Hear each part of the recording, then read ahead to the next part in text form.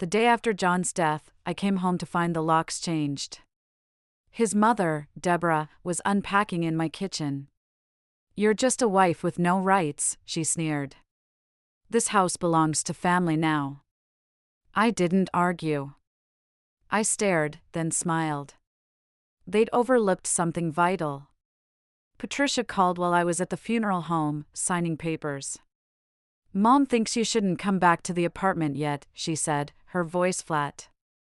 "We're sorting John's things." The call cut off before I could reply.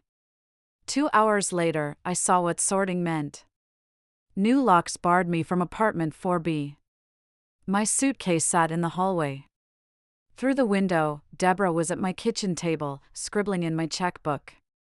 Mr. Grayson, the funeral director, was explaining plot fees when Patricia's call interrupted. I stepped into the hall, expecting she needed cemetery directions for tomorrow. Her words confused me. "Why stay away?" John's things were our things, built over 7 years in our East 78th Street apartment. Thank you for watching my story. If you believe widows deserve respect in their grief, please subscribe. It's free and helps share these stories with women who need them. I scribbled my signature on the forms, each one sloppier than the last. The 40-minute drive from Queens to Manhattan was agonizing. Patricia's words echoed, chilling me in a way John's death hadn't yet. I parked in our spot, marked with John's painted X, my hands shaking for reasons beyond grief. The elevator crawled, 2nd floor, 3rd floor, each ding heightening my dread of what I'd find.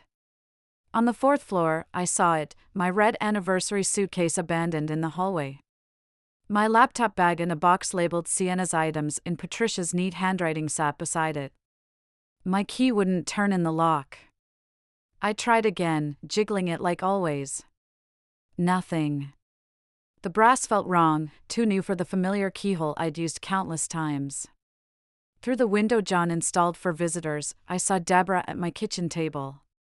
Her pearls gleamed as she wrote in my checkbook, wearing the cashmere cardigan John gave her last Christmas. For 7 years, 4B was ours. Sunday French toast, John's off-key Beatles humming, future plans made against those sage green walls we painted after debating shades at Home Depot. We'd made love on that kitchen floor once, giddy from wine and laughter. We'd fought there too, over money, delayed kids, his mother's endless disapproval. That apartment shielded us from Deborah's judgment. She never liked me, a technical writer, not the surgeon she wanted for John. At our City Hall wedding, she wore black and skipped the cake. For 7 years, she belittled my work, asking John when he'd settle down properly, as if I was temporary. But John chose me, defended me, loved me fiercely. 3 months ago, after his promotion, he said, "We'll renovate the bathroom with real tiles. We'll die here at 90, Mayor, and Mom will still wish I'd picked someone else." I knocked. Deborah glanced up but stayed seated. I pounded harder. Patricia appeared, whispered to her mother, then opened the door 3 inches, chain still on. "This is illegal," I said, my voice steady. "I live here. My name's on the lease." "Actually," Patricia said, avoiding my eyes, "only John's name is on the lease. Mom checked with management. Without a marriage certificate filed, you're just a guest. We were married 7 years. Mom thinks," Patricia began. "I don't care what she thinks." My voice rose. Mrs. Chin from 4C peeked out. "John died yesterday. His body's not even buried, and you're stealing my home." "No one's stealing," Deborah called, still seated. "I'm protecting John's assets. Take your things." Patricia packed them carefully. I stared at the box. 7 years, reduced to a suitcase and cardboard. Inside, Deborah had changed things, a new tablecloth, her tacky cat figurines where my books once stood. Classical music played, John hated it but faked liking it for her visits. "Where am I supposed to go?" I asked Patricia through the door's narrow gap. She shifted, uneasy. "Mom says you've got family or friends." This was always John's place. You knew that. No, I said. I thought it was ours. Our names on the bills, our Netflix on the TV, our lives tangled in every corner. But Deborah had planned this, waiting, maybe even hoping, to take back her son from me, the woman she never accepted. Mrs. Chin watched from her doorway. I met her gaze, and she shook her head, sorrowful. 3 weeks ago, over tea, she'd warned me. She'd seen Deborah checking doorknobs, questioning the super about leases, studying bylaws. Watch her, she'd said. Some mothers never let go. I grabbed my suitcase, laptop bag, and the sad box of my things. Patricia was shutting the door. Through the closing gap, I saw Deborah tear a check from my checkbook, fold it neatly, and slip it into her purse, smiling like she'd won a secret game. The hotel near Penn Station was $90 a night, reeking of cigarette smoke despite the no-smoking signs. I sat on the bed, clutching Patricia's box, when my phone buzzed. Angela's text, "How's John? Any change?" Her words hit like a punch. She didn't know John was gone. I hadn't told anyone, too buried in funeral plans. Now I was homeless, with a husband to bury tomorrow. In that grim room, memories of the hospital flooded back, those last 2 days when Deborah's true plans surfaced as John lay dying. I should have seen it coming. It started 3 days ago when John collapsed in our kitchen. The ambulance ride to Mount Sinai was a haze of sirens and jargon I couldn't follow. They rushed him to the cardiac unit, leaving me in a beige waiting room with hard chairs and a muted TV playing news. For 6 hours, I sat alone, calling John's office, texting Patricia about his condition, leaving Deborah a voicemail I knew she'd ignore until it suited her. When Deborah arrived that evening, she stormed through the cardiac unit in her pearls and a dress more suited for a boardroom. She ignored me, heading straight to the nurse's station. "I'm Deborah Whitmore, John's mother," she declared loudly. "I need his doctor now." Nurse Carol, who'd updated me all day, glanced at me. "Mrs. Whitmore's wife has been here since morning. She's his healthcare proxy." "His wife," Deborah said, glaring at me like I was dirt on her shoe. "I'm his mother, his real family. I have rights." "Ma'am, the healthcare proxy," Carol started. "I want that document," Deborah cut in. John wasn't himself when he signed whatever she made him sign. "I need to see him alone." Her she stung, reducing me to an obstacle. Carol stayed calm, but her jaw tightened. "He's sedated, on a ventilator. No one can see him now." Deborah's eyes narrowed.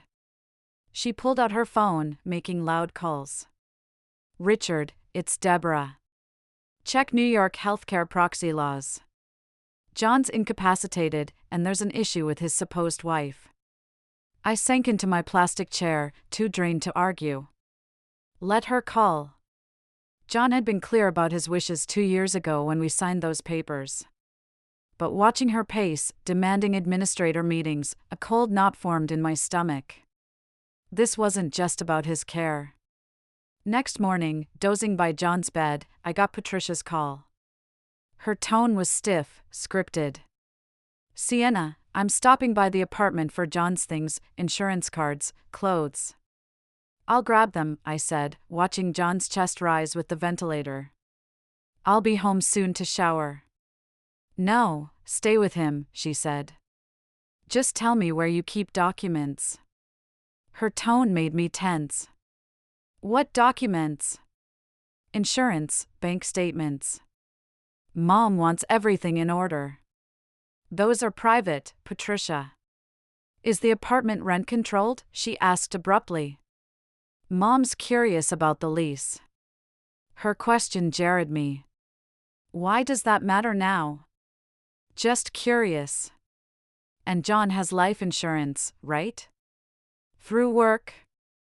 I hung up, hands trembling. John lay there, fragile, tubes everywhere. His family wasn't focused on his recovery, they were carving up his life. That evening, John stirred briefly. His eyes locked on mine, filled with fear, not of death, but something else. He couldn't speak with the ventilator but squeezed my hand hard.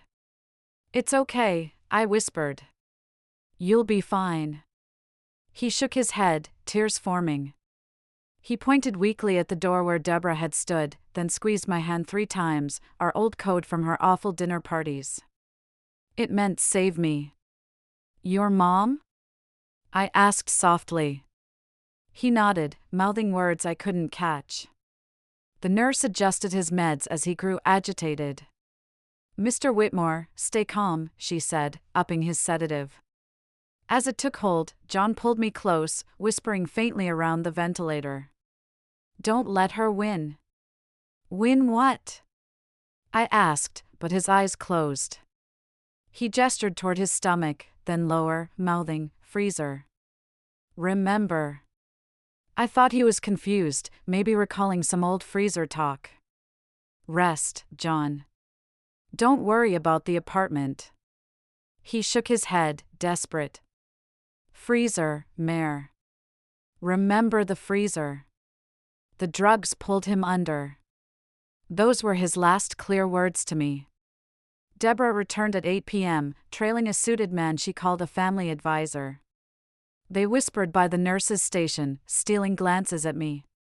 At 9 o'clock, when visiting hours ended, Deborah grabbed her coat dramatically. "Some of us need rest," she declared to the air. "I'll be at my hotel for any real emergency." She left without a word to John, without touching him or glancing at the machines keeping him alive. An hour later, the night nurse, not Carol, leaned in. I saw her in the admin office, asking about death certificates, next of kin rules. It felt off. "Your husband's still fighting." But John wasn't fighting. At 3:47 a.m., his heart stopped. Alarms blared, staff rushed in, but their faces told me it was over. I held his hand as they pronounced him, kissed his warm forehead, and closed his eyes myself. Deborah wasn't there. She'd left me to face his death alone, already plotting her next move. At 4:15 a.m., the funeral home called, needing a transport address. I gave Grayson and Sons with a voice that felt foreign, then sat in the hospital corridor until dawn, frozen in place. By 7 a.m., I left Mount Sinai, craving a shower and clothes for the arrangements. That simple plan, shower, dress, function, kept me from falling apart. At the bodega on 78th and Lexington, Hassan, who knew our Sunday bagel order, saw my face and stopped mid-question about John. I bought milk, bread, eggs, pointless items for a widow who wouldn't eat. My hands moved on autopilot, clinging to a life that was gone. Plastic bags dug into my wrists as I reached our building. The elevator ride felt wrong. On the 4th floor, I fumbled for my keys, juggling groceries.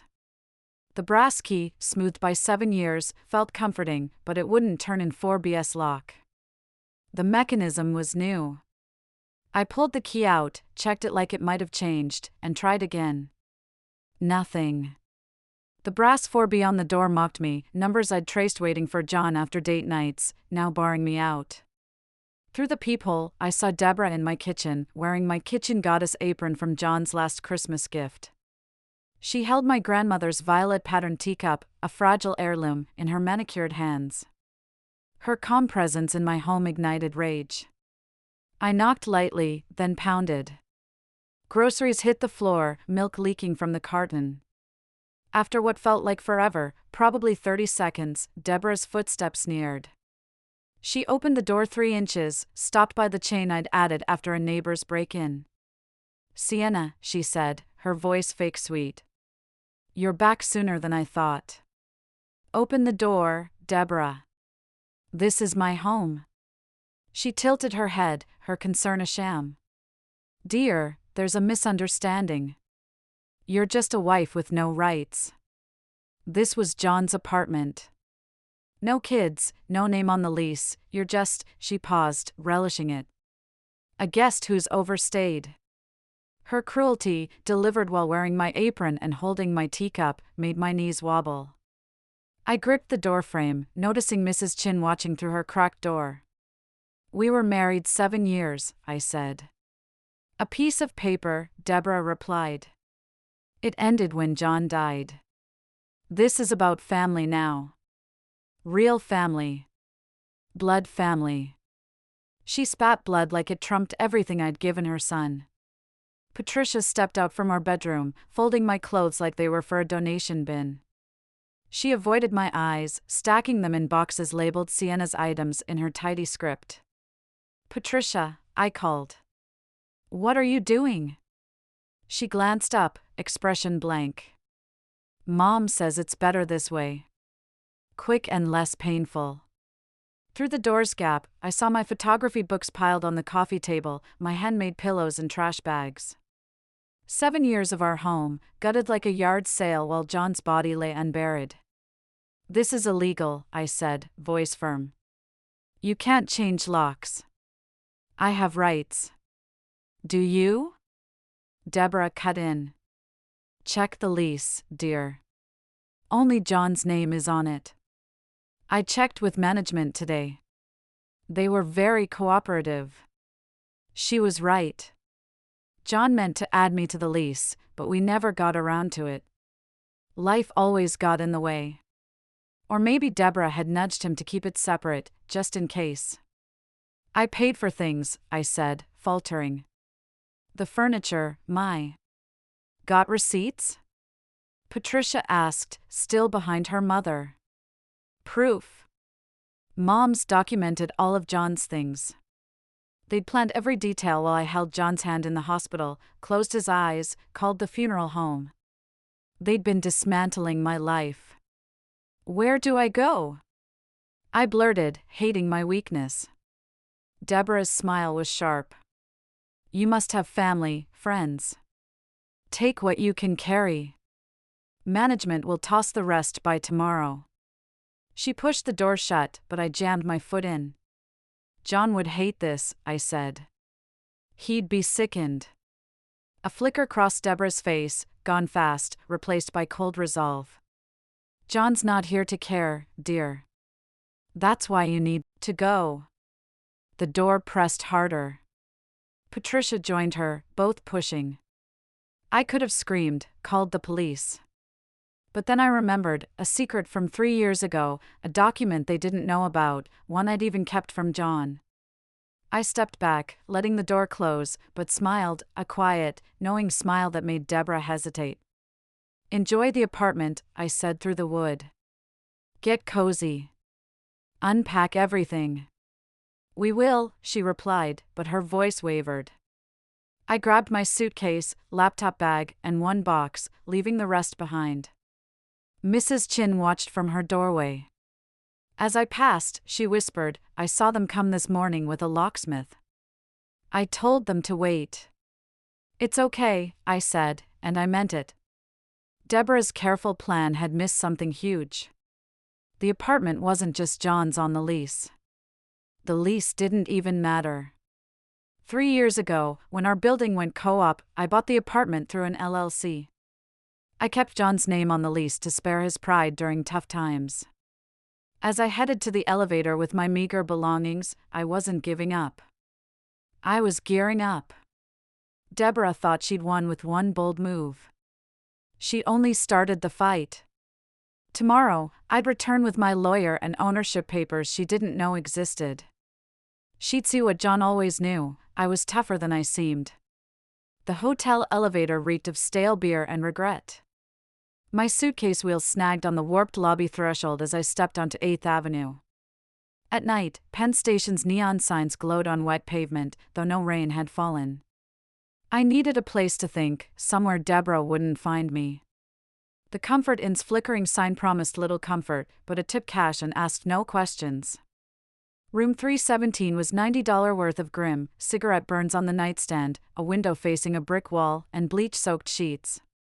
I dropped my things and sat on the bed's edge, letting the day's events sink in. John was gone. I was homeless. Deborah's takeover was so slick it felt practiced. My phone, quiet since I left the apartment, buzzed with Angela's text about John and a coworker's offer to cover my deadline. The world moved on while mine crumbled. I scrolled to Sandra Reeves in my contacts. We'd been NYU roommates, dreaming of conquering Manhattan, her with law, me with writing. We stayed in touch loosely, but 3 years ago, I trusted only her as my real estate lawyer. She answered instantly, despite the late hour. Sienna, I've been thinking of you. How's John? He died this morning, I said, my voice flat. Her gasp echoed through the phone. I'm so sorry, Sienna.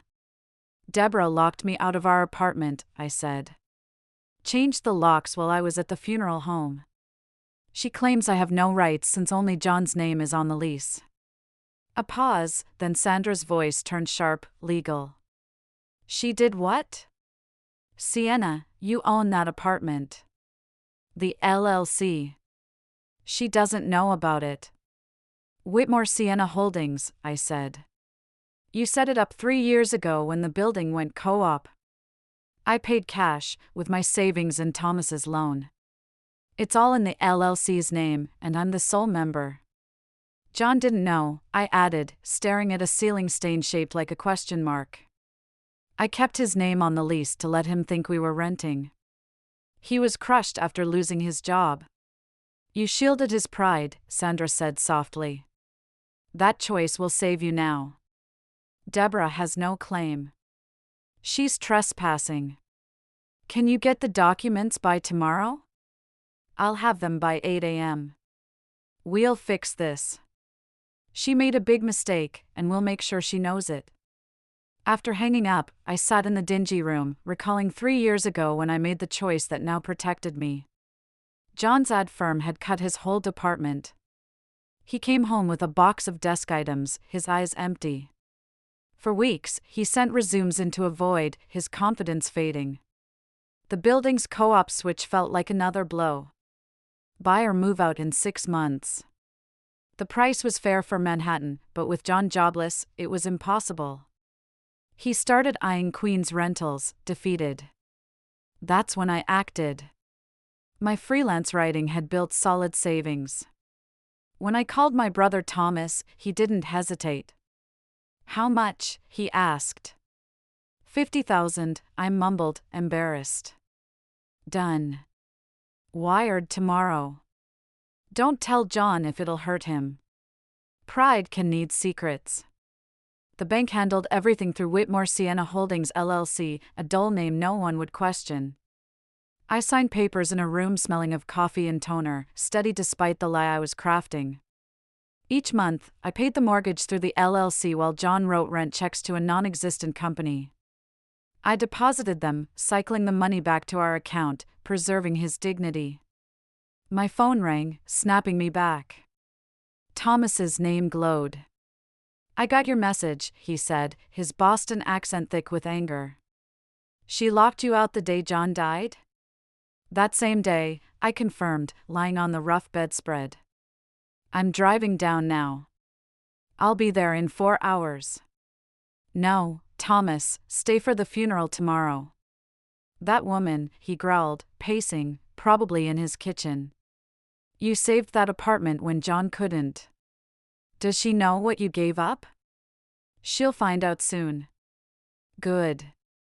That 50,000? Forgiven. Hire the best lawyers. Take your home back and kick her out. After we hung, I stood in the hotel's harsh bathroom, fluorescent lights exposing my exhaustion, hollow cheeks, red eyes. My wedding ring, coated in hospital disinfectant, wouldn't clean no matter how I scrubbed. Leaning on the cracked sink, cold water running over my hands, I decided. This wasn't just about the apartment. Deborah tried to erase me while I grieved John's death. She violated our home, touched our memories, discarded 7 years like trash.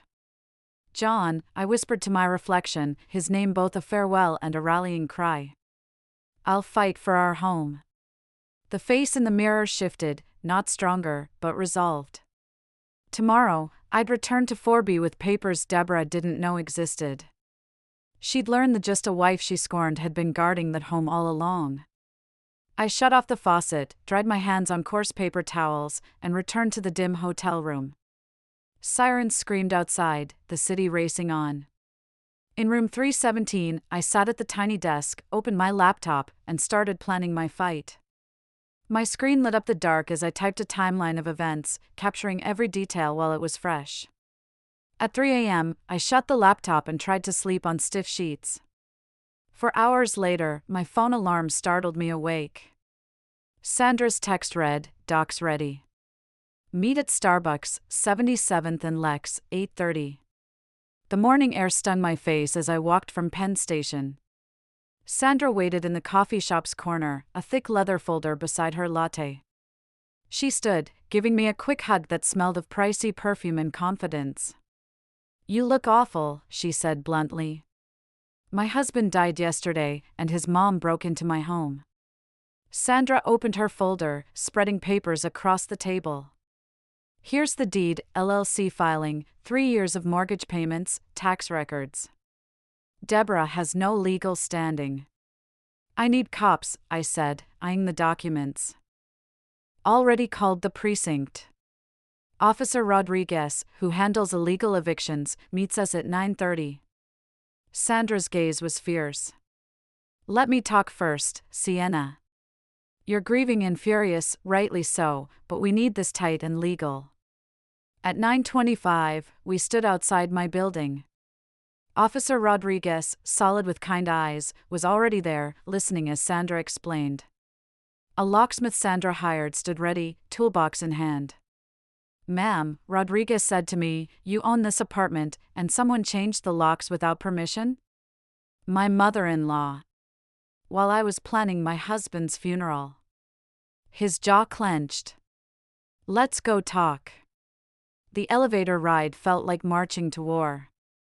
Mrs. Chin's door was ajar as we passed, her eyes widened at the police. Neighbors peeked out, the hallway buzzing with curiosity. Rodriguez's knock on 4B echoed. Deborah opened after the third knock, her face shifting, annoyance, confusion, then fear at his uniform. She still wore my kitchen goddess apron, the faded letters almost comical. "Officer," she started, voice smooth, "this woman's harassing me in my son's home." Rodriguez cut her off, studying Sandra's documents. "These say Sienna Whitmore owns this property through Whitmore Sienna Holdings LLC. Are you Sienna?" "I'm Deborah Whitmore, John's mother, his real family. But not Sienna Whitmore." Deborah froze, staring at the papers. "What? That's impossible." Sandra stepped up. "Mrs. Whitmore Sr., I'm Sandra Reeves, Sienna's lawyer. You've illegally changed the locks and are trespassing. Vacate now." I walked into my apartment, my home, and spoke. 3 years ago, I bought this unit when the building went co-op. My words were calm, deliberate. Every mortgage payment, tax bill, maintenance fee, I paid through my LLC. Deborah's face spun through emotions, shock, anger, scheming, denial. "John would have told me." "He didn't know," I admitted, vulnerable. "He'd lost his job. His confidence was gone. Telling him I bought our home while he struggled would have crushed him. I protected him." Patricia appeared from the bedroom, clutching my sweaters. She froze, caught, and the sweaters fell in a pile of cashmere and wool. "Pat," Deborah snapped, "get John's financial papers. Show the lease." "The lease means nothing," Sandra said. "It's a spousal courtesy. The deed overrides it." Patricia knelt, trembling, to pick up the sweaters. "Mom, maybe we're staying," Deborah shouted. "This is John's home. She manipulated him, cut him off from us." "Where were you?" I exploded, rage spilling out. "When John had chemo every Tuesday, where were you? When he couldn't eat, when he cried in pain, when he needed his mother, where were you?" The room went quiet. Even the locksmith paused. "You sent flowers," I said, voice firm. "Fancy bouquets with thinking of you cards, but you never showed. Patricia, you visited twice in 6 months, glued to your phone, not your brother." "We have lives," Patricia mumbled. He was dying. The words hung heavy. Your son, your brother, was dying, and you couldn't come. But the day after he died, you found time for a locksmith and boxes to take his home. Rodriguez cleared his throat. Ma'am, he told Deborah, remove your belongings and leave. Unpack anything of Mrs. Whitmore's that you boxed. This is absurd, Deborah said, her voice weaker. I'm calling my lawyer. Do it, Sandra replied. They'll explain trespassing and illegal eviction penalties. The locksmith worked on the door as Deborah stood frozen in my living room, her plan falling apart. Patricia quietly unpacked my books and photos, her movements stiff with shame. Officer, Deborah tried, you understand a mother's grief. Grief doesn't excuse breaking and entering, Rodriguez said firmly. I walked to the kitchen where Deborah had stood so smugly. Her blue willow china sat stacked on my counter. I lifted a cup, studied it, then set it down. Take your dishes, I said softly. Take them and go. Deborah moved, grabbing her china with shaky hands. Patricia helped, both silent. Neighbors now stood openly in the hall, watching. Mrs. Chin, arms crossed, wore a small, pleased smile. As Deborah passed, clutching her dishes like a lifeline, she stopped. You think you've won? I've kept my home, I said. The home John and I built. The one you tried to steal while his body waits for burial tomorrow. She flinched, the first real crack in her armor. Patricia touched her arm, nudging her toward the door where Rodriguez stood waiting. The funeral, Patricia said softly. Tomorrow at noon, I replied. Front row seats for you, his mother and sister. That's where we differ. I can respect John's love for you while shielding myself from your venom. They left silently, Deborah's heels echoing, Patricia casting a final, guilty look.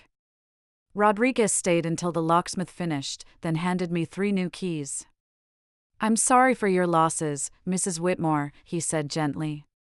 Alone in my reclaimed apartment, the keys felt heavy. The silence wasn't calm but tense, like the walls were holding their breath. Sandra offered to stay, but I needed to face John's traces alone. Late afternoon sun spilled through the kitchen window, lighting dust where Deborah had stood in my apron. I approached John's desk, an oak find from a Brooklyn sale. His command center, a chaos of sticky notes, bills, coffee rings, despite my coaster pleas. Now I had to sort it for insurance, funeral costs, death's paperwork. The first drawer jammed, needing John's pull-and-lift trick. Inside were scraps of his life, old coupons, useless business cards, a warranty for a discarded printer. I sorted, keep, toss, file, trying not to erase him. In the second drawer, under hidden medical bills, I found folded notebook paper. John's shaky handwriting stole my breath. Mayor, check the freezer. Important. The paper shook in my hands. The ink was fresh, maybe 2 weeks old. Its secrecy, unlike John's usual openness, meant he hid something from someone. I walked to the kitchen, light turning amber. Our old freezer hummed off-key.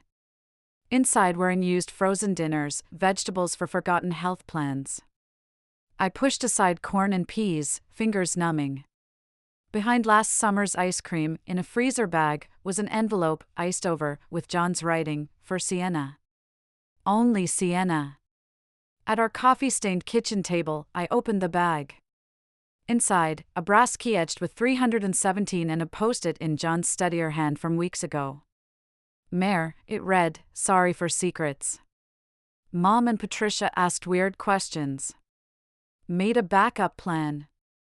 First National Bank, 82nd, box 317. Everything's there. We've protected each other, haven't we? Love, Jay. My throat tightened. Even dying, John planned against his mother's schemes. His words suggested he knew about the LLC. Had he always known? First National Bank stayed open until 6 o'clock on Fridays. I grabbed my coat, key, and ran 5 blocks. The guard, familiar from visits with John, nodded sadly. Martha, at the safe deposit desk, checked records swiftly. "You're the sole beneficiary," she said softly. "Mr. Whitmore was clear 3 weeks ago. 3 weeks ago, when he endured chemo, planned Italy trips. She led me to a private room with box 317, leaving me with John's secret. Inside, a USB drive, a legal documents envelope, and a letter. I opened the letter, needing John's voice through his words. "My dearest Sienna," it began. "If you're here, Mom's made her move, and you found my clues. I should have faced her alive, but I was weak, not from cancer, but from avoiding fights." Tears blurred my vision. I read on. "The USB has what you need. Recorded last week with Marcus Bennett, holiday party lawyer. It's notarized, legal. Mom can't fight it. The apartment's yours. I've known about the LLC 2 years." My heart stopped. He'd known. "Found a tax form while you were away." Was hurt, then amazed. "You saved our home, kept quiet, let me keep my pride. That's love, Mare, love Mom never grasped." I plugged the USB into my phone in that quiet bank room. John's pale face appeared, eyes fierce. Marcus sat beside him, papers on a table. "This is John Robert Whitmore's will," Marcus started, but John cut in. "Skip to the personal part." John faced the camera, me. "Sienna, everything's yours, accounts, possessions, memories. Marcus has the papers, all legal. But I need Mom to hear this if she fights." He paused, steadying. "Mom, you're watching because you've hurt Sienna. She stood by me when you didn't. When I lost my job, she kept us going without making me feel small. When sick, she held me through treatments while you sent flowers. She bought our home when I couldn't, never lording it. That's love, sacrifice without keeping score." His voice strengthened. "You used guilt to control me. Sienna loved me with freedom, respect. If you're watching, you've tried to erase her. You can't. She's my choice, and these documents make it legal, final. Choose love, Mom. Just once." The video ended, John tired but firm, Marcus confirming legality. I held my phone like John's hand, feeling his protection from beyond. I left the bank, USB and papers in my purse, walking through Lexington's evening crowds. John's video, his knowledge of the LLC, wove a grief too deep to name. He guarded me as I'd guarded him. My phone buzzed on the kitchen counter in apartment 4B, where John had collapsed days ago, a lifetime ago. 3 missed calls from an unknown number. The voicemail played as I stood in that haunted spot. "Mrs. Whitmore, Mitchell Crawford, Davies, and Associates. I represent Deborah Whitmore regarding John's estate. There's a misunderstanding we can resolve amicably. Call me soon." His polished tone, calling it a misunderstanding instead of a legal eviction, revealed Deborah's new tactic. I called back instantly, refusing to let her gain ground. "Mr. Crawford," I said when his secretary connected us, "you represent my mother-in-law." "Yes, Mrs. Whitmore. We can settle this fairly. Mrs. Whitmore Sr. offers a generous sum to relocate, keeping the family home with blood relatives." Blood relatives again, as if love was genetic. "How generous?" I asked, probing their panic. $50,000. A fresh start, free of painful memories. I laughed, startling us both. "Mr. Crawford, I own this apartment outright. Your client broke in." A pause. "Mrs. Whitmore Sr. disputes your ownership. Let her try in court. I'll play John's video, him saying I saved us while she abandoned him during cancer. Want that public?" Silence stretched. "We could discuss further." "The funeral's in 3 days," I cut in. Deborah can attend as his mother, grieve with dignity in the front row, or fight legally and make John's last words public. Her call.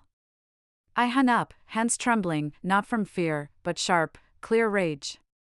A knock pulled me back. Mrs. Chin stood at my door with a tea tray, her burgundy cardigan signaling seriousness. I let her in, and she set the tray on my coffee table with quiet precision. You need to know about Deborah, she said, voice low, as if Deborah lingered nearby. I took the tea she poured, jasmine cutting through Deborah's perfume. She's been here a year, Mrs. Chin said. Monthly, sometimes more, when you and John were at work. A year? My stomach iced over. She had a key. Yes. But she didn't just check on things. I saw her measure rooms, take photos. 2 months ago, she brought a contractor. They talked renovations, walls, kitchen upgrades. The calculations stole my breath. While John got his diagnosis, she planned new countertops. While I researched treatments, she measured our home. She asked if you had family nearby, Mrs. Chin added, where you'd go when the time came. I thought she meant divorce. Now I know she meant John's death. She knew he was terminal before we did, I whispered, sickened. Mothers know, Mrs. Chin said sadly. But knowing isn't loving. She planned for his absence instead of cherishing him. After she left, I sat at John's desk, funeral programs before me. Grayson and Sons sent templates, hymns, readings. I shoved them aside. John deserved truth, not tradition. I chose Vonnegut passages, John's favorite, about love and loss, too secular for Deborah. Here Comes the Sun for music, his off-key Sunday hum. Marcus, John's colleague and our witness, would speak, not Deborah's pastor. Addressing program envelopes, my phone rang, Patricia. Don't hang up, she pleaded, voice shaky. What, Patricia? I'm sorry. Mom doesn't know I'm calling. She's with her lawyer, scheming around your ownership. I helped her try to take your home. I'm ashamed. Mom promised John's savings for my divorce lawyers, for a fresh start. She said you'd be fine, had family money, didn't love John. I loved him more than you'll know. I see that now. Your fight, John's protection, that's love. Mom never got it. Dad never stood up to her. She can't see what she never had. Her bitterness bared old wounds. Can I come to the funeral? She asked. I'd understand if you say no. John loved her, sent her money, worried about her. You can come, I said. But sit where I say and stay quiet. Thank you, she whispered. Mom paid a contractor a $5,000 deposit, so sure John would die and you'd vanish. After she hung, I sat in our darkening apartment, funeral plans and legal papers around me. Tomorrow, 3 days of public grief began, balancing Deborah's presence with John's memory. But tonight, I had one task left. I opened John's laptop and wrote his eulogy, the real John, who loved Beatles and bad coffee, who rose after losing his job, who knew I saved us and loved me for letting him keep his pride. I finished the eulogy at 2 a.m., my laptop's glow the only light. The words blurred, but they were true, words John deserved at his service. I tried sleeping on the couch, avoiding our empty bed, but sleep wouldn't come. Today, I'd bury John while watching Deborah, a tightrope of grief and caution. The morning was gray, humid, an October day unsure about rain. I wore the black dress John loved, bought for our 5th anniversary. My hands shook, fastening his last Christmas gift, pearl necklace. The mirror showed a widow, a word still alien. I reached the chapel early, ensuring everything was set before Deborah arrived. Mr. Grayson, the funeral director, greeted me with calm sympathy and a clipboard of final details. John's closed casket rested up front, surrounded by simple white roses and lilies from his coworkers and friends, nothing like Deborah's flashy taste. The programs are on the seats, Grayson said softly. The musician knows the playlist. Anything else? Before I could reply, movement at the chapel door caught my eye. Deborah arrived 45 minutes early, not alone. With her were John's cousins, Robert from Philadelphia, Dennis from Baltimore, and an older man, likely Uncle William, barely mentioned by John. They marched in like soldiers, dark suits and stern faces ready for conflict, not grief. Deborah, in a black suit and veil, played the grieving mother, her expression hidden. She paused at the entrance, scanning the chapel like a commander, expecting empty seats for her allies. Instead, she saw John's co-workers, early at my request, filling the pews. Marcus from accounting, Lisa from creative, Paul from IT, people who knew John's daily life, his mother's jabs, my support. They looked up, faces calm but watchful. I approached Deborah before she could move forward. "Deborah," I said loudly, "how kind to bring family who haven't seen John in years." Robert shifted. Dennis stared at his shoes. William, a stranger to me, stepped up. "You're Sienna," he said, offering his hand. "Deborah said you locked her out while she preserved John's memory." Her lie was so brazen I almost admired it. "Actually," I said, holding William's gaze, "everyone listening, Deborah changed my apartment's locks the day John died, while I planned his funeral. She called me just a wife without rights and tried to steal my home. The police removed her." William's hand fell. He stared at Deborah, her veiled face stiff. "The police?" Robert's voice cracked. "For breaking and entering," I said. "I've owned the apartment 3 years. Deborah knew John was dying and tried to exploit my grief." Dennis stepped back from her. William's face reddened. "Deborah," he said, "you called her a gold digger who stole from us." "She did," Deborah began. William cut her off. "I'm here for John, not this." "To me," he said, "I didn't know my nephew well, but he didn't deserve this at his funeral." "May I stay?" "Of course," I said. "John would want family here, real family, here to mourn, not fight." William passed Deborah, sitting on my side of the chapel. Dennis followed after a pause. Robert hesitated, torn, until Deborah grabbed his arm. "We'll sit in front," she said, her voice weaker. "Your seats are reserved," I said. "Front row, with Patricia." The service started at noon. Reverend Mills, chosen because he didn't know Deborah, spoke warmly of love and loss. For the eulogy, I stood at the podium, holding John's words. "I'm sharing something John wrote," I said, voice steady. "From when he knew his time was short." I unfolded the paper from his video will and read. "If you're hearing this, my mother's likely in the front row, plotting to rewrite our story. Let me be clear, I chose Sienna over her approval every day for 7 years. It was my easiest choice. Mom never got that love isn't control or conditions. It's choosing someone's happiness over your comfort. Sienna did that daily, especially when I couldn't provide. She saved us financially, never making me feel small. Mom, every time you criticized Sienna, you pushed me away. Every time you rejected her, you left me homeless in my own family. Sienna was my home. That's my truth, my legacy." Silence gripped the chapel. Deborah sat still, her veil hiding her face. Patricia, late and in the back, cried openly. John's co-workers, familiar with his mother's slights, nodded. After the service, mourners passed, offering condolences, avoiding Deborah. Even Robert mumbled an apology before rushing out.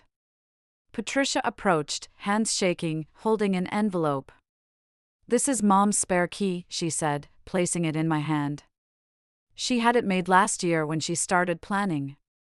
She glanced at Deborah, alone in front. "You loved John for who he was. Mom loved her idea of him, not the real him." Patricia left, not joining her mother, but exiting alone. Deborah sat isolated, abandoned by the family she'd rallied. The chapel emptied, voices fading, leaving Deborah with her son's absence and her choices. I stood at the back, watching her face the consequences. More battles loomed: the will, the estate, Deborah's legal games. But at John's funeral, the truth rang clear. I lingered at the chapel entrance as Deborah rose slowly, John's words aging her in an hour. She passed without speaking, her veiled face unreadable, her heels fading into the gray day. Alone in the chapel, I held Patricia's returned key. That evening, in our apartment, I sat at John's computer with his video will. The space felt quieter, more mine. I opened John's email contacts, typing addresses: Robert, Dennis, Uncle William, and others. Deborah had fed lies about our marriage. Each got the same message with John's video. Dear family, I wrote, John wanted you to see this. He asked for truth to reach those who matter. Watch when ready. With love, Sienna. I sent it before second thoughts. Read receipts pinged quickly. 20 minutes later, Uncle William replied. Sienna, I watched John's video. I'm ashamed of my sister and my assumptions. John was lucky to have you. If you need anything, reach out.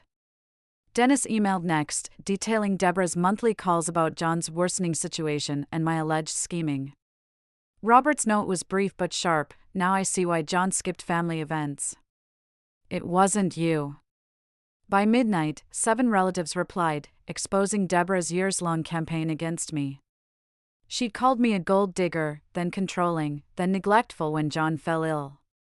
John's video, clear and fierce, praising my financial rescue and dignity-saving silence, crushed her lies. Saturday morning, I sipped coffee when a loud knock hit my door. Through the peephole, Mitchell Crawford, Deborah's lawyer, held a thick envelope. I opened the door but kept him out. Mrs. Whitmore, he said, uneasy, I'm serving legal documents. I scanned the papers while he stood there. Deborah was suing for emotional distress, defamation, and intentional infliction of suffering through public humiliation.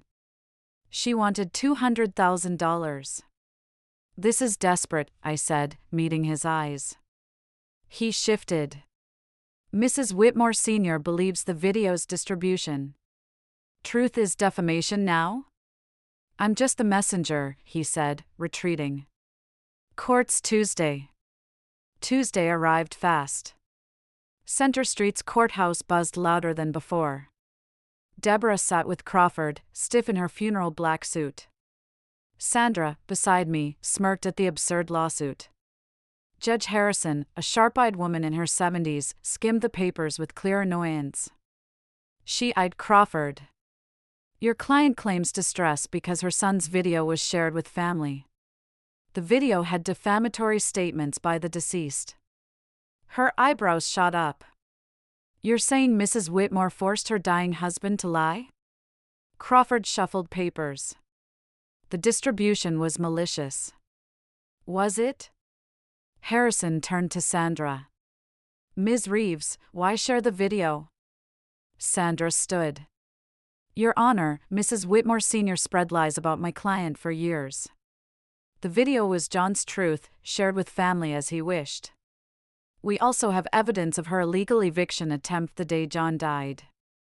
She handed over our proof: police report, ownership papers, Rodriguez's statement. Harrison read, her face hardening with each page. Mrs. Whitmore Sr., she said, staring at Deborah, you changed locks on an apartment you didn't own while its owner arranged her husband's burial. Deborah opened her mouth, but Crawford stopped her. Your Honor, Crawford tried, that issue's resolved. Is it? Harrison's voice was cold. I see harassment. This lawsuit is dismissed.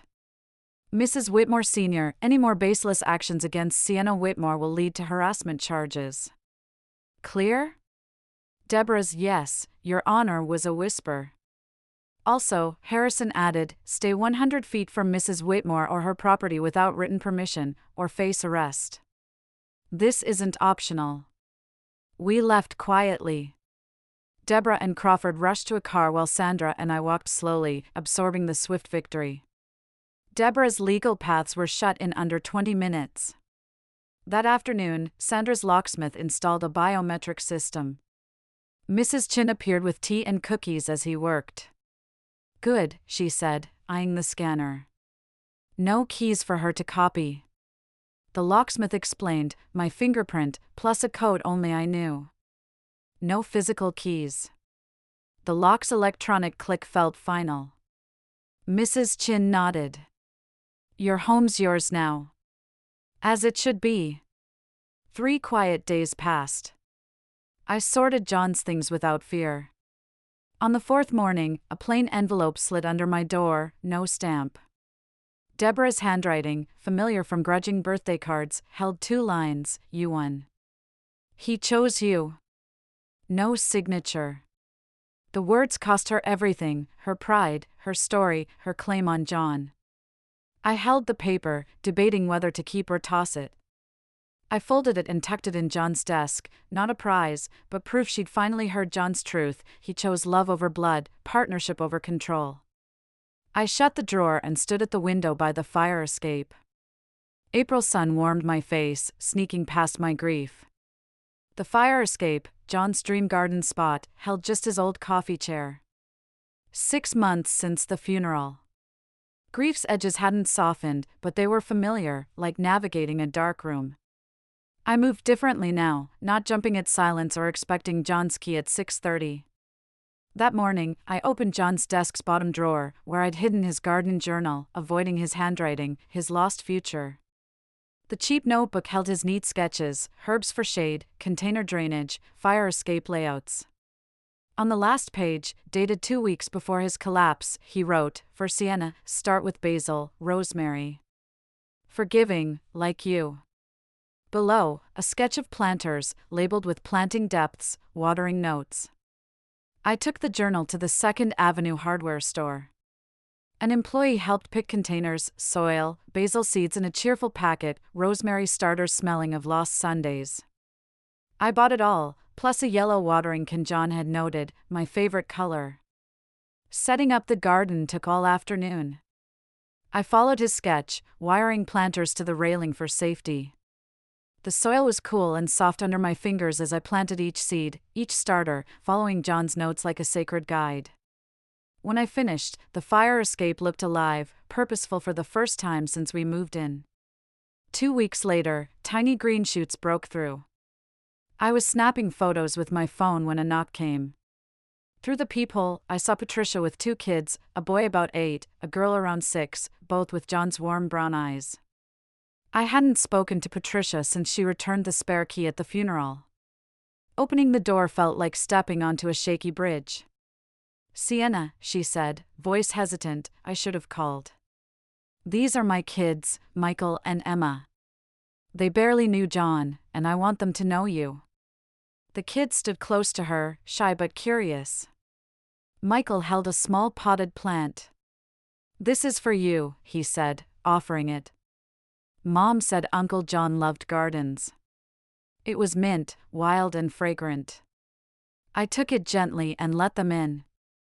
Patricia's relief showed as she guided her kids inside. Mom doesn't know I'm here, she said softly while the kids roamed the living room.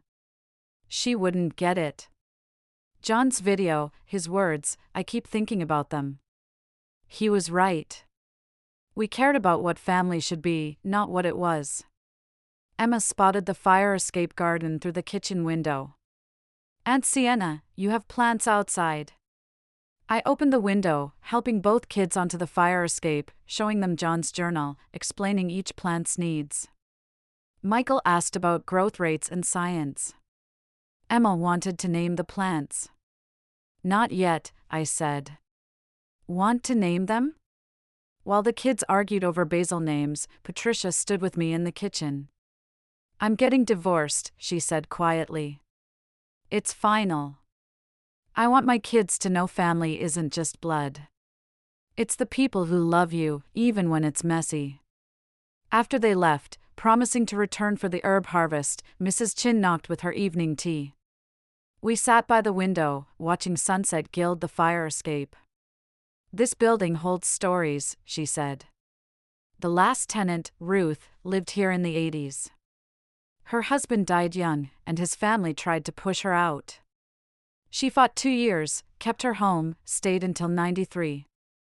You knew her? She taught me a woman's home is her fortress. Deep roots can't be pulled up. She nodded at the garden. John's plants will thrive. Maybe you should help other women facing what you did. Your experience could save someone. That night, I made coffee in the kitchen, same as always for 7 years, but it felt different, changed, not wrong. John's mug stayed in the cabinet, untouched but there, like a chapter one wasn't done reading. The walls still wore our paint, our debates over colors, our laughter over paint roller mishaps.